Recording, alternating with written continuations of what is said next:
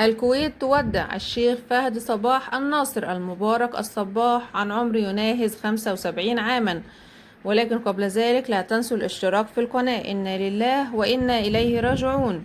بقلوب حزينة ومؤمنة بقضاء الله وقدره، نعى الديوان الأميري في دولة الكويت وفاة المغفور له بإذن الله تعالى الشيخ فهد صباح الناصر المبارك الصباح، الذي رحل اليوم الأحد الموافق 29 من يونيو 2025 عن عمر بلغ 75 عاما، تاركا خلفه سيرة عطرة من العطاء والعمل الوطني.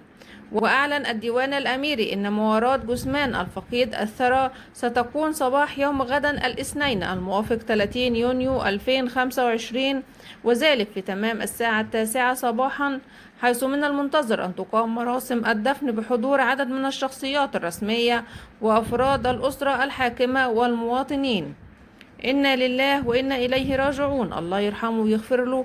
وإلى هنا نكون وصلنا إلى نهاية خبرنا. دمتم في رعاية الله وأمنه، والسلام عليكم ورحمة الله وبركاته.